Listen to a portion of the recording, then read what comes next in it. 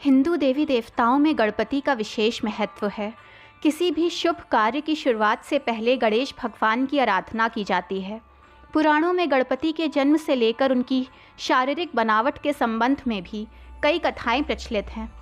गणेश भगवान का मुख हाथी का है, इसीलिए उन्हें गजमुख कहा जाता है। तो आइए जानते हैं कि आखिर क्यों गणेश जी को हाथी का मस्तक लगा।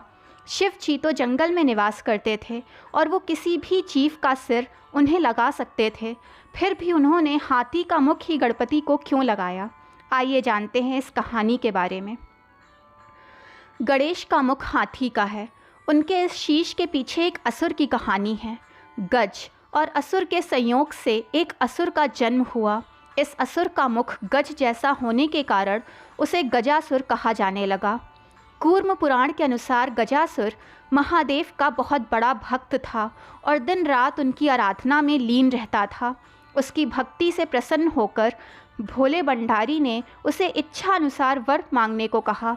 गजासुर ने वरदान में शिव को ही मांग लिया।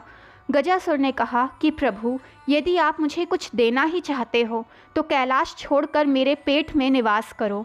शिव जी बहुत भोले थे, इसीलिए वो गजासुर की ये बात मान गए और उसके पेट में समा गए। जब माता पार्वती ने शंकर भगवान को खोजना शुरू किया मगर वो कहीं नहीं मिले, तो उन्होंने विष्णु जी का स्मरण कर भगवान शिव का पता लगाने को कहा। इसके बाद विष्णु जी ने एक योजना बनाई।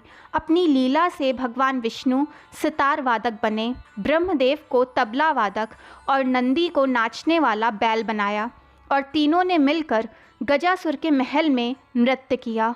बांसुरी की धुन पर नंदी के अद्भुत नृत्य से गजासुर प्रसन्न हो गया और उसने वरदान में कुछ भी मांगने को कहा। मौका मिलते ही नंदी ने भोलेनाथ गजासुर से उन्हें अपने पेट से निकाल कर वापस करने को कहा। गजासुर समझ गया कि ये कोई साधारण मनुष्य नहीं बल्कि साक्षात प्रभु के अवतार हैं। अपने वचन का मान रखते हुए उसने महादेव को वापस कर दिया। वचन पूरा करने पर विष्णु भगवान गजासुर से प्रसन्न हुए और उसे मन चाहा वरदान मांगने के लिए कहा।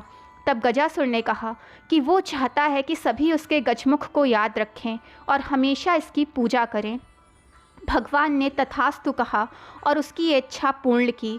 उन्होंने कहा कि समय आने पर तुम्हें ऐसा ही सम्मान प्राप्त होगा।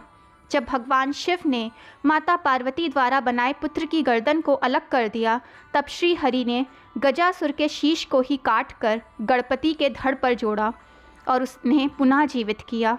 इस प्रकार वो शिव जी के प्रिय पुत्र के रूप में प्रथम आराध्य बन गया।